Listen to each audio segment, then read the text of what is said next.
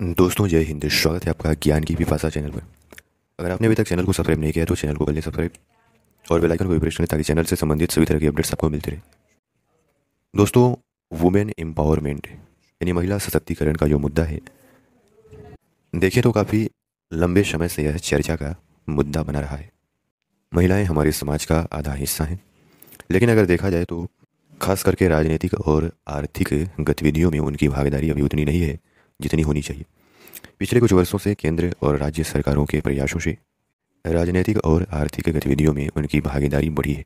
जैसे कि स्थानीय निकायों में यानी पंचायतों में और नगर पालिकाओं में 33% सीटें महिलाओं के लिए रिजर्व की गई हैं। कुछ राज्यों में इसे बढ़ा करके 50% तक किया गया है ताकि शासन प्रशासन के क्रियाकलापों में महिलाएं बढ़ चढ़ करके हिस्सा ले सकें। बीते दिनों महिला सशक्तिकरण के क्षेत्र में एक और महत्वपूर्ण कदम उठाया गया। 18 सितंबर से संसद का विशेष सत्र शुरू हुआ है और 19 सितंबर को जब नए संसद भवन में संसद का पहला सदन लगा तो उसी दिन एक महत्वपूर्ण विधेयक संसद में पेश किया गया। यानी नए संसद भवन में पहले ही दिन इस विधेयक को पेश करके इसे ऐतिहासिक दिन बना दिया गया। दोस्तों, यह विधेयक लोकसभा और विधानसभाओं में महिलाओं के लिए सीटों के आरक्षण से जुड़ा हुआ विधेयक था। 19 सितंबर को इसे लोकसभा में पेश किया गया और 20 सितंबर यानी कि कल इसे पारित कर दिया गया। यह बिल लोकसभा में बड़े समर्थन के साथ पारित हुआ है। कहते हैं 454 सदस्यों ने इसके समर्थन में मत दिया तथा दो ने इसके विरोध में मत दिया। इस प्रकार यह विधेयक अब अगले दिन यानी कि आज राज्यसभा में पेश होगा और वहाँ से पारित होने के बाद यह राष्ट्रपति के पास जाएगा और राष्ट्रपति की अनुमति मिलने के बाद यह कानून बन जाएगा। दोस्तों, पिछले 27 सालों में मौजूदा सरकार समेत 4 सरकारों की 11वीं बार ये कोशिश है महिला आरक्षण विधेयक पारित कराने की। यानी कि ऐसा नहीं है कि इस विधेयक को अभी ही लाया गया, कई सालों पहले ही बताया गया है यहाँ की 27 सालों पहले इस बिल को लाया गया था। तब से लेकर कई बार इसको पारित कराने की प्रयास किया गया लेकिन यह पारित नहीं हो पाया। दोस्तों, अब हम एक अखबार में दिए गए आर्टिकल के माध्यम से कुछ सवाल जवाब के माध्यम से इस बिल को जानने का प्रयास करते हैं। अखबार लिखता है कि पिछले 27 सालों में मौजूदा सरकार समेत 4 सरकारों की 11वीं बार यह कोशिश है महिला आरक्षण विधेयक पारित कराने की। केंद्र सरकार ने नए संसद भवन की पहली कार्यवाही में नारी शक्ति वंदन विधेयक पेश किया और अगले दिन इसे पारित कर दिया गया। तो आइए कुछ सवाल जवाब के माध्यम से इस बिल के बारे में जानने का प्रयास करते हैं। यह हमारा पहला सवाल यह है कि महिला आरक्षण के लिए पेश विधेयक का नाम क्या है। महिला आरक्षण के लिए पेश विधेयक का नाम 128वां संविधान संशोधन विधेयक 2023 है, जिसे केंद्र सरकार ने नारी शक्ति वंदन विधेयक नाम दिया है। इस विधेयक में कहा गया है कि लोकसभा और 31 विधानसभाओं की यथासंभव 1/3 सीटें महिलाओं के लिए आरक्षित होंगी। हमारे देश में 28 राज्य हैं और 8 केंद्र शासित प्रदेश हैं। तो 28 राज्य और 3 ऐसे केंद्र शासित प्रदेश हैं जहाँ विधानसभाएं हैं। तो इस प्रकार टोटल 31 विधानसभाओं में यानी लोकसभा और 31 विधानसभाओं की यथासंभव 1/3 सीटें महिलाओं के लिए आरक्षित होंगी। यानी अगर लोकसभा में 543 सीटें हैं तो इनमें से 181 महिलाओं के लिए आरक्षित होंगी। इन सीटों पर सिर्फ यानी ओनली महिला उम्मीदवार ही चुनाव लड़ सकती है। दूसरा सवाल यह है कि क्या संसद में बिल पारित होने से सभी राज्यों की विधानसभाओं में भी यह लागू हो जाएगा। तो इस पर अखबार लिखता है कि हाँ होगा, लेकिन इसके लिए एक और प्रक्रिया से गुजरना होगा। क्योंकि यह संविधान संशोधन बिल है, इसलिए इसे पारित करने के लिए लोकसभा और राज्यसभा में 2/3 बहुमत की जरूरत होगी। सुप्रीम कोर्ट के वकील के मुताबिक चूंकि विधानसभा सीटों में भी बदलाव होगा, ऐसे में आधे से ज़्यादा राज्यों की सहमति भी जरूरी होगी।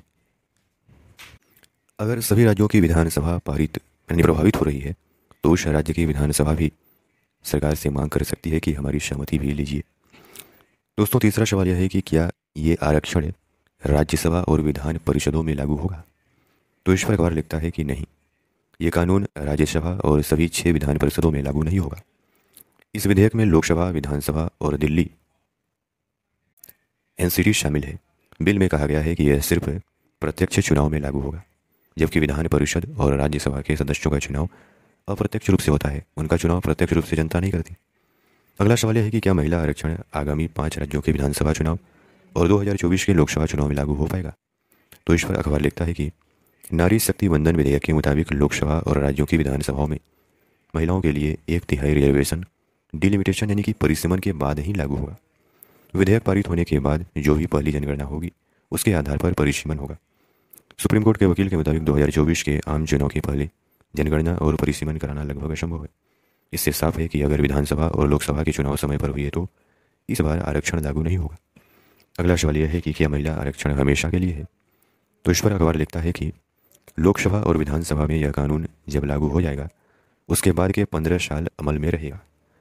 उससे आगे रिजर्वेशन अगर जारी रखने के लिए फिर से बिल लाना होगा, यानी उससे आगे अगर रिजर्वेशन जारी रखना है तो फिर से बिल लाना होगा और मौजूदा प्रक्रियाओं के तहत उसे पास कराना होगा।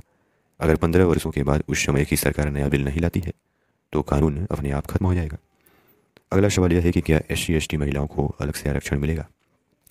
तो इस पर अखबार लिखता है नहीं, SC/ST महिलाओं के लिए आरक्षण SC/ST कोटे से ही मिलेगा। इसे उदाहरण से समझाया गया है। इस वक्त लोकसभा में SC/ST के लिए आरक्षित सीटों की संख्या 131 है, जिसमें 84 सीटें SC के लिए और 47 सीटें ST के लिए। टोटल 131 सीटें SC/ST के लिए रिजर्व हैं। महिला आरक्षण लागू होने के बाद इनमें से 1/3 यानी कि 44 सीटें SC/ST महिलाओं के लिए आरक्षित हो जाएंगी। बाकी 87 सीटों पर महिला और पुरुष कोई भी लड़ सकता है। अगला सवाल यह है कि क्या OBC महिलाओं को अलग से आरक्षण मिलेगा? तो इस पर अखबार लिखता है नहीं, इस विधेयक में OBC महिलाओं के लिए अलग से कोई प्रावधान नहीं किया गया। अगला सवाल यह है कि कौन सी सीटों को महिलाओं के लिए रिजर्व किया गया है, यह कैसे तय होगा? तो इस पर अखबार लिखता है कि इसके 3 स्टेप होंगे। पहले यह बिल पारित होगा, इसके बाद जनगणना या फिर परिसीमन होगा, यानी जनगणना फिर परिसीमन होगा, और डिलिमिटेशन के बाद यह तय होगा कि कौन सी सीट महिलाओं के लिए आरक्षित होगी। सीटों का चुनाव रैंडम हो सकता है और महिलाओं की जनसंख्या के आधार पर भी हो सकता है। क्योंकि ज़्यादातर सीटों पर महिला और पुरुष का रेशियो यानी अनुपात लगभग बराबर होता है, इसलिए आरक्षित सीटें रैंडम चुनने की संभावना ज़्यादा है। अगर अगली बार के लिए महिला आरक्षण रोटेशन के आधार पर किया जाएगा। इसे एक उदाहरण से समझाया गया है। अभी लोकसभा में 543 सीटें हैं। महिला आरक्षण बिल लागू होने के बाद इनमें से 1/3 यानी 181 सीटें महिलाओं के लिए रिजर्व हो जाएंगी।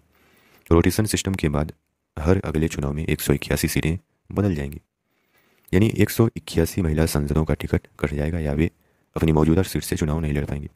इसी तरह पिछले चुनाव में यानी पिछले चुनाव की अनरिजर्व्ड 362 सीटों में से 181 सांसद चुनाव नहीं लड़ पाएंगे या उनकी सीटें बदल जाएगी। इसका मतलब यह है कि हर चुनाव में 362 सांसदों का या तो टिकट कट जाएगा या उनकी सीटें बदल जाएंगी। अगला सवाल यह है कि क्या एक महिलाओं के लिए आरक्षित एक से अधिक सीटों पर चुनाव लड़ सकती है? तो इस पर अखबार लिखता है कि नहीं, अगर कोई महिला आरक्षित सीट से चुनाव लड़ रही है तो दूसरी महिला आरक्षित सीट से चुनाव नहीं लड़ सकती। वो एक आरक्षित और एक अनारक्षित सीट पर चुनाव लड़ पाएगी या नहीं, इसका जिक्र विधेयक में नहीं किया गया है। अगला सवाल यह है कि क्या मौजूदा लोकसभा और विधानसभाओं पर इस बिल का कोई असर होगा? तो अखबार लिखता है कि नहीं, मौजूदा लोकसभा और राज्यों की विधानसभाओं पर इस विधेयक का कोई असर नहीं होगा, यानी अभी जितने सांसद या विधायक हैं उनकी संख्या में बदलाव नहीं होगा। अगला सवाल यह है कि क्या रिजर्वेशन बिल लागू होने के बाद महिलाएं केवल आरक्षित सीटों से ही चुनाव लड़ पाएंगी? तो इस पर अखबार लिखता है कि नहीं, लोकसभा की 543 सीटों में से 181 सीटों पर तो महिलाएं ही चुनाव लड़ेंगी। बाकी बची हुई सीटों पर हर वर्ग की महिलाएं चुनाव लड़ पाएंगी, वैसे ही जैसे अभी लड़ती हैं। कानून मंत्री अर्जुन राम मेघवाल ने कहा कि हम ऐतिहासिक बिल लाने जा रहे हैं। अभी लोकसभा में 82 महिला सांसद हैं। इस बिल के पास हो जाने के बाद 181 महिला सांसद हो जाएंगी। उन्होंने बताया कि यह आरक्षण सीधे चुने जाने वाले जनप्रतिनिधियों के लिए लागू होगा, यानी कि यह राज्यसभा और राज्यों की विधान परिषदों पर लागू नहीं होगा। दोस्तों, जैसा कि पहले बताया कि इस बिल को 27 साल पहले लाया गया था, लेकिन इसे लोकसभा राज्यसभा से पारित नहीं किया जा सका था। अगर हम महिला आरक्षण विधेयक की कहानी की बात करें तो 1996 में कहते हैं सबसे पहली बार इस बिल को लाया गया था। 1996 में यूनाइटेड फ्रंट की देवगौड़ा सरकार विधेयक लेकर आई। सरकार को समर्थन देने वाली कई पार्टियों ने विरोध किया और बाद में इसे स्टैंडिंग कमेटी के लिए भेज दिया गया। फिर 1998 में 13 जुलाई को अटल बिहारी वाजपेयी जी की NDA सरकार ने लोकसभा में इस बिल को पेश करने की कोशिश की, लेकिन RJD के सांसदों के विरोध के बाद यह पारित नहीं हो पाया। फिर 1998 में 14 जुलाई को सरकार ने लोकसभा में दोबारा पेश करने की कोशिश की, लेकिन वही हंगामे और विरोध की वजह से यह पेश नहीं हो पाया। 1998 में 11 दिसंबर को लोकसभा में बिल पेश करने की कोशिश हुई, लेकिन सपा सांसद स्पीकर पोडियम तक पहुंच गए। फिर 1998 में 23 दिसंबर को अटल बिहारी वाजपेयी जी की सरकार बिल पेश करने में कामयाब रही, लेकिन JDU के विरोध कर दिया और पारित नहीं हो सका। सन 2000 में अटल बिहारी वाजपेयी जी की सरकार ने पेश करने की कोशिश की, लेकिन सफलता नहीं मिली 2002 में भी सफलता नहीं मिली। फिर 2003 में बीजेपी के नेता मुरली मनोहर जोशी ने सर्वदलीय बैठक में आम सहमति बनाने की कोशिश की, लेकिन सहमति नहीं बन पाई, वे असफल है। फिर 2008 में डॉक्टर मनमोहन सिंह की सरकार ने 6 मई को राज्यसभा में विधेयक पेश किया। खूब हंगामा हुआ और इसे स्टैंडिंग कमेटी के पास भेज दिया गया। फिर सन 2010 में 9 मार्च को राज्यसभा में इस बिल को पेश किया गया और 2/3 बहुमत से यह पारित हो गया। अब अगला चरण था, अगला पड़ाव था लोकसभा में इस बिल को पारित कराना। तब से लोकसभा में यह बिल पेंडिंग पड़ा हुआ था। अब जाकर के इस बिल को लोकसभा में अब पारित कर दिया गया है। इसके बाद राज्यसभा में पारित कराने के बाद राष्ट्रपति की अनुमति मिलने के बाद यह कानून बन जाएगा। तो दोस्तों, आशा करते हैं कि इस वीडियो के माध्यम से आपको काफ़ी कुछ जानने को मिला होगा। धन्यवाद।